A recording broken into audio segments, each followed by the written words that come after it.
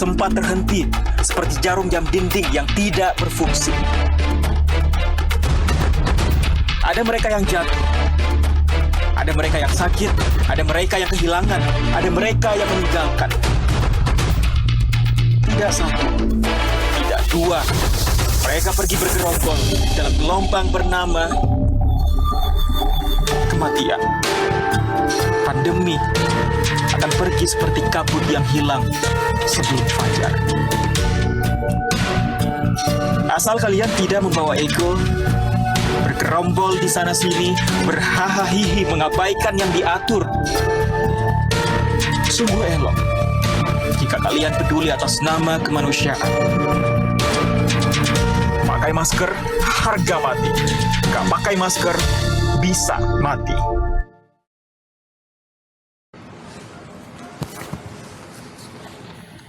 Assalamualaikum warahmatullahi wabarakatuh. Selamat sore, salam sejahtera untuk kita semuanya. Hari ini saya akan menyampaikan perkembangan penanganan COVID-19 di Indonesia. Dan sebelum memulai sesi konferensi pers pada hari ini, saya ingin mengingatkan sekali lagi bahwa kebijakan PPKM yang saat ini diberlakukan merupakan sebuah instrumen pengendalian COVID-19 dan juga merupakan kebijakan yang bersifat adaptif. PPKM dengan level 4, 3, 2, dan 1 merupakan leveling suatu daerah sesuai keadaan pada suatu kurun waktu tertentu agar dapat produktif dan aman COVID. Pembatasan ini bersifat dinamis sehingga nantinya tiap daerah akan diperlonggar atau diperketat pembatasannya sesuai dengan keadaan kasus COVID-19 di masing-masing daerah tersebut. Terkait dengan leveling paling ketat adalah level 4 dan paling longgar level 1. Pemberlakuan PPKM akan selalu menyesuaikan dengan kondisi perkembangan kasus terkini yang terjadi di Indonesia, sehingga pengendalian kasus dan juga pemulihan sektor ekonomi dapat dijalankan secara beriringan untuk mencapai masyarakat yang produktif dan aman COVID. Selain itu, penetapan level di setiap daerah juga didasarkan pada indikator-indikator yang sistematis.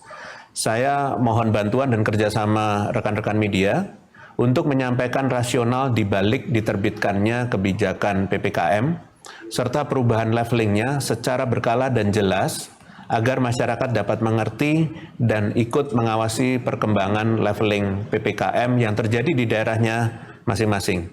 Terima kasih. Selanjutnya, terkait dengan perkembangan COVID-19 di tingkat provinsi, pada hari ini saya sampaikan bahwa perkembangan COVID-19 di tingkat nasional telah menunjukkan tren perbaikan. Kasus positif, kematian, dan BOR telah mengalami penurunan dalam 3-4 minggu terakhir. Kesembuhan pun juga mengalami peningkatan. Hal ini tentunya menjadi kabar baik dan semangat bagi kita semua untuk dapat terus berupaya menekan kasus COVID-19 setidaknya hingga mencapai keadaan seperti sebelum terjadi lonjakan kasus. Dan jika dilihat pada tingkat provinsi, maka pada minggu ini terjadi penurunan kasus positif pada 25 provinsi atau 73% dari seluruh provinsi di Indonesia telah menunjukkan perbaikan kasus positif. Provinsi yang paling banyak mengalami penurunan kasus positif adalah dari Jawa Barat, turun 7.128 kasus, DKI Jakarta turun 5.201 kasus, Jawa Timur turun 4.407 kasus, Kalimantan Timur turun 2.959 kasus, dan NTT turun 2.866 kasus. Penurunan kasus positif ini juga diiringi dengan penurunan positivity rate dari sebelumnya 23,57% pada tanggal 2 sampai dengan 8 Agustus menjadi 21,48% pada tanggal 9 sampai dengan 15 Agustus atau turun sebesar 2,09%. Ini adalah perkembangan yang sangat baik karena artinya sebagian besar provinsi di Indonesia sudah mengalami perbaikan dan semakin dapat mengendalikan penularan. Namun, penting untuk diketahui bahwa masih ada 9 provinsi yang menunjukkan kenaikan kasus mingguan pada minggu ini. Adapun 9 provinsi itu adalah Jawa Tengah, naik sebesar 2.952 kasus, Bali naik 1.094 kasus, kemudian Papua Barat naik 667 kasus, Kalimantan Tengah naik 553 kasus, Sulawesi Barat naik 295 kasus, Aceh naik 247 kasus, NTB naik 208 kasus, Maluku naik 167 kasus, dan Jambi naik 41 kasus. Tentunya kita perlu berfokus pada 9 provinsi ini, karena artinya 9 provinsi ini menjadi penyumbang dari kenaikan kasus mingguan di tingkat nasional. Kenaikan kasus positif pada 9 provinsi ini juga perlu ditelaah lebih utamanya terkait pada angka kematian, kesembuhan, kasus aktif, BOR, dan persentase posko terbentuk di wilayahnya. Ternyata, data menunjukkan bahwa dari 9 provinsi tersebut, perkembangan hampir semua indikator ke arah yang kurang baik terlihat di Provinsi Nusa Tenggara Barat. Secara lebih detail, data menunjukkan kasus positif mingguan di NTB masih bertambah 208 kasus, yang sayang sekali diikuti dengan kesembuhan mingguan yang turun 348 kesembuhan. Kematian mingguan di provinsi ini juga mengalami kenaikan sebesar 13 kematian, dan kasus aktifnya per tanggal 15 Agustus juga menunjukkan peningkatan 99 kasus aktif dibandingkan minggu lalu. Kenaikan kasus di provinsi ini menyebabkan masih meningkatnya BOR, yaitu dari 29,10% menjadi 30,17% atau meningkat 1,07%. Salah satu penyebab tidak langsung kenaikan kasus pada suatu provinsi adalah pembentukan dan kinerja posko yang tidak maksimal pada wilayah tersebut, dan hal ini tercermin di NTB, di mana pembentukan poskonya masih terbilang rendah, yaitu baru sebesar 13,37% posko terbentuk. Selain NTB, perkembangan di Sulawesi Barat juga perlu menjadi perhatian. Meskipun kesembuhan mingguan di provinsi ini mengalami peningkatan, namun peningkatannya tidak lebih tinggi dari peningkatan kasus positif. Kasus positif mingguan di Sulawesi Barat naik 295 kasus, sedangkan kesembuhannya hanya naik 202 kasus. Selain itu, kematian mingguannya juga masih meningkat, yaitu naik 11 kematian dari minggu lalu. Dan per tanggal 15 Agustus, kasus aktifnya pun juga masih meningkat 181 kasus dibandingkan minggu lalu. Kabar baiknya, meskipun kasus positif dan kasus aktif meningkat, BOR di provinsi ini menurun dari 39,94% menjadi 36,55% atau turun sebesar 3,39%. Sayangnya pembentukan posko di wilayah ini juga masih sedikit, baru 26,92% desa kelurahan di wilayahnya yang telah membentuk posko. Provinsi lainnya yang perlu segera memperbaiki penanganan adalah Papua Barat. Sama seperti Sulawesi Barat, peningkatan kesembuhan mingguannya yaitu bertambah 221 kasus, tidak lebih besar dari peningkatan kasus positif mingguannya yaitu bertambah 667 kasus. Angka kematian mingguan di provinsi ini juga mengalami peningkatan, yaitu naik 9 kematian dibandingkan minggu lalu. Meskipun kasus aktif dan BOR di provinsi ini menunjukkan penurunan, namun sayangnya pembentukan poskonya juga masih rendah, yaitu hanya 9,93% desa kelurahan di Papua Barat yang telah membentuk posko. Tentunya perkembangan yang kurang baik pada berbagai aspek di 3 provinsi yang telah saya sampaikan ini perlu dijadikan bahan refleksi bagi pemerintah daerah dan masyarakatnya. Adanya penurunan kasus di tingkat nasional seyogyanya tidak serta-merta menjadi justifikasi bagi pemerintah daerah untuk lengah atas keadaan daerahnya masing-masing. Pemerintah daerah harus konsisten aktif membaca data perkembangan COVID-19 di daerahnya, karena dengan membaca data secara berkala, maka pemerintah daerah dan masyarakat dapat mengantisipasi terjadinya kenaikan kasus dengan menyiapkan fasilitas kesehatan semaksimal mungkin dan penanganan kasus sedini mungkin. Maka dari itu, saya mohon pada gubernur dari 9 provinsi yang masih mengalami kenaikan kasus pada minggu ini, utamanya Gubernur NTB, Sulawesi Barat, dan Papua Barat, yang cenderung menunjukkan perkembangan yang kurang baik pada hampir semua indikator agar segera memperbaiki penanganan COVID-19 di wilayahnya. Jika kasus positif, kasus aktif, dan BOR masih menunjukkan peningkatan, maka segera konversi tempat tidur untuk pasien COVID-19 dan buka tempat isolasi terpusat jika memungkinkan agar warga tidak terpaksa melakukan isolasi mandiri. Hal yang paling penting adalah segera membentuk posko di desa kelurahan di wilayahnya masing-masing karena posko menjadi wadah koordinasi usaha penanganan pertama pada kasus COVID di tingkat terkecil yaitu RT atau RW. Jika mengalami kendala dalam melakukan konversi, membentuk posko atau kendala lainnya, mohon segera menyampaikan kepada pemerintah pusat agar dapat segera dibantu pelaksanaannya. Sekali lagi, saya tekankan khususnya kepada pemerintah daerah di Provinsi non-Jawa Bali yang daerahnya masih menunjukkan perkembangan yang kurang baik sesuai data hari ini, agar segera melakukan perbaikan mengingat pemerintah pusat secara rutin melakukan evaluasi PPKM di tiap daerah. Apabila tidak ada perbaikan pada indikator-indikator yang disebutkan, maka tidak menutup kemungkinan tidak akan terjadi pelonggaran PPKM di daerah tersebut, atau bahkan peningkatan pengetatan PPKM apabila dinilai perlu. Tentunya naiknya leveling di daerah akan berimplikasi pada pengetatan kegiatan dan membawa dampak pada kehidupan masyarakat di daerah tersebut.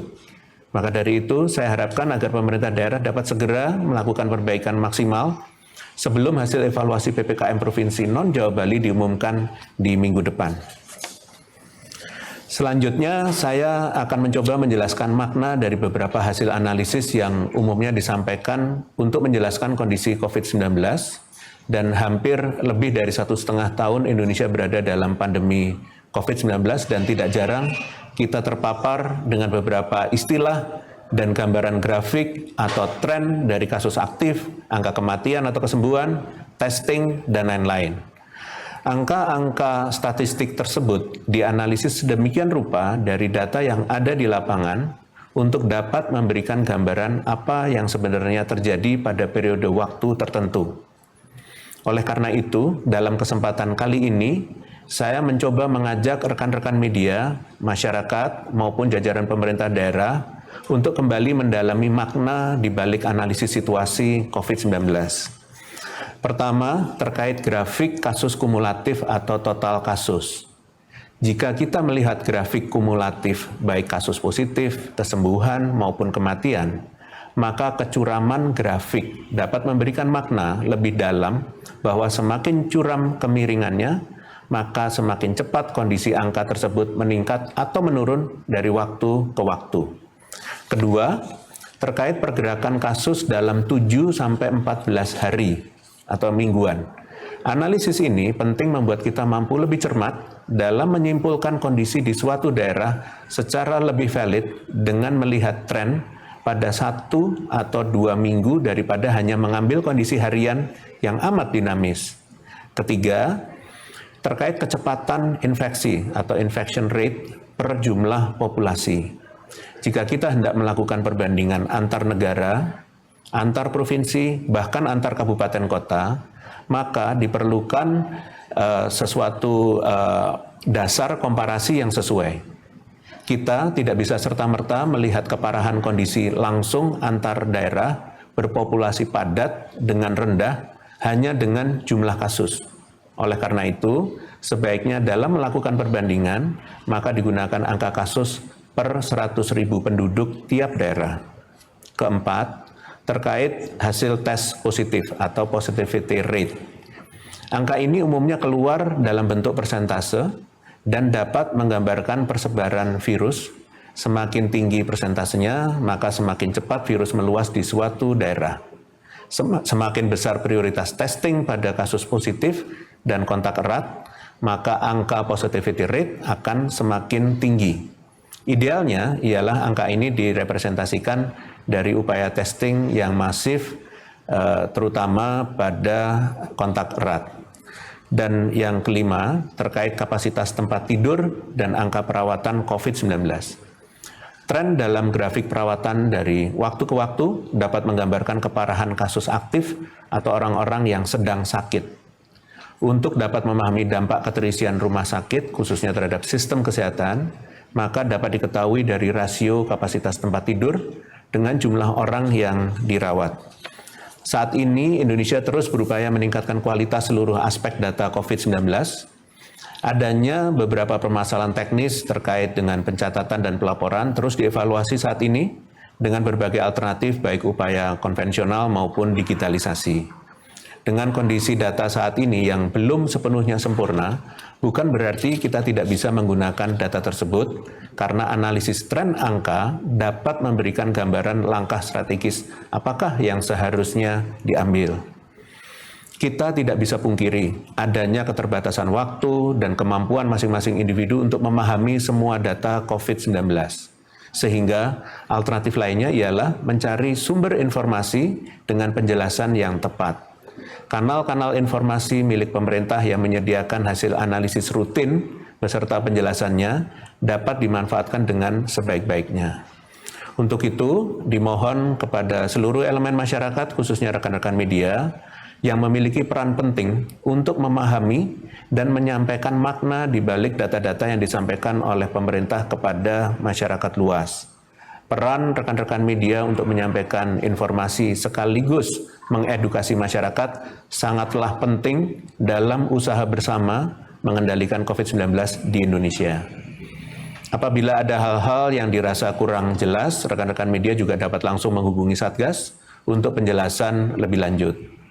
Semoga kedepannya literasi Indonesia terkait data semakin tinggi tanpa adanya perpecahan diskusi terkait angka dan narasi spesifik tertentu, karena pada prinsipnya pengentasan pandemi itu adalah tugas kita bersama. Sebagai penutup, saya ingin menyampaikan informasi terkait vaksin COVID-19. Hari ini pemerintah Indonesia berencana menerima sebanyak 1,5 juta dosis vaksin jadi Pfizer. Vaksin Pfizer telah menerima Emergency Use of Authorizations dari Badan POM pada bulan Juli 2021. Kedatangan vaksin Pfizer ini tentunya dapat digunakan untuk masyarakat berusia 12 tahun ke atas, dan kepada pemerintah daerah yang nanti mendapatkan alokasi vaksin Pfizer diminta untuk dapat segera menggunakannya sehingga masyarakat di daerahnya dapat terlindungi dan meningkatkan cakupan program vaksinasi. Selain vaksin Pfizer, hari ini pemerintah juga berencana menerima sebanyak 450.000 dosis vaksin jadi AstraZeneca melalui skema bilateral.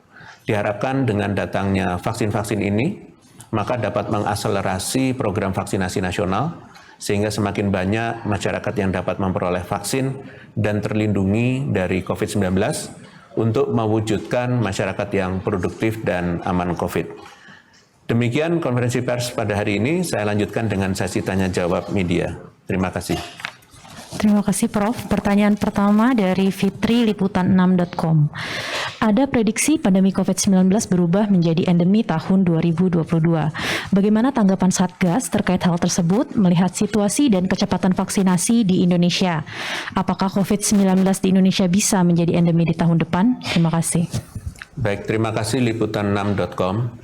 Endemi dapat digambarkan sebagai sebuah situasi di mana kondisi kasus lebih terkendali, namun bukan berarti virusnya hilang sepenuhnya.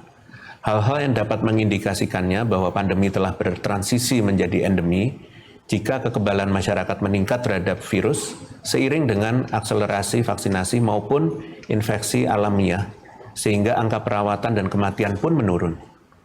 Dengan instrumen pengendalian PPKM saat ini berupa pengaturan dan target spesifik baik 3M, 3T, dan vaksinasi di tiap kabupaten kota, diharapkan kondisi tersebut segera tercapai dengan syarat kolaborasi pemerintah dan masyarakat harus bisa mensukseskan kebijakan yang telah ada agar efektif dan signifikan hasilnya.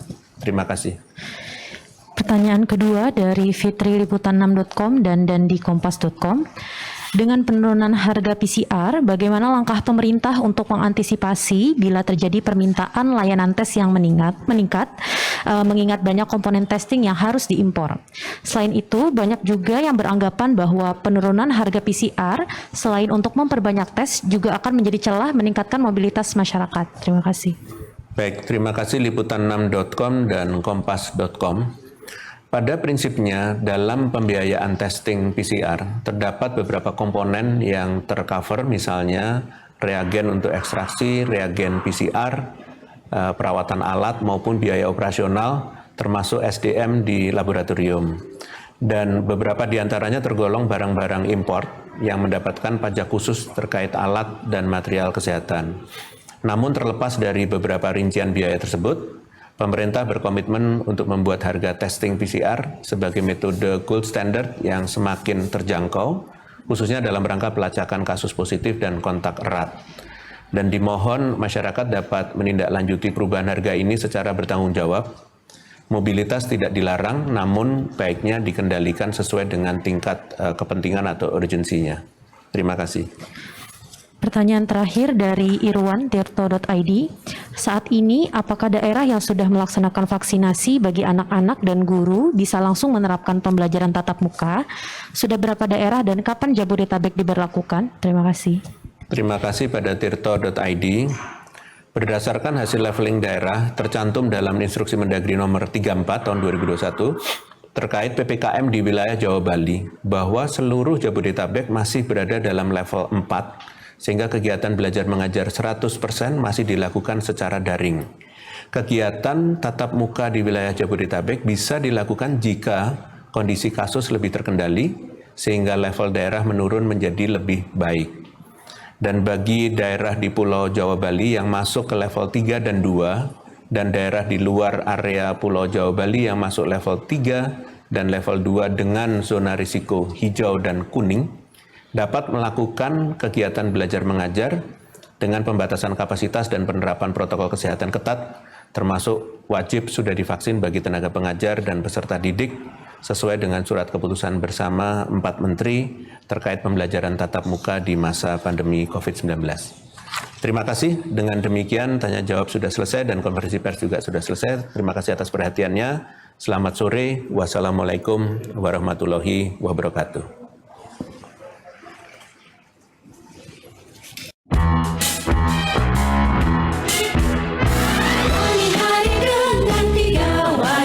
Wajib iman, wajib aman, wajib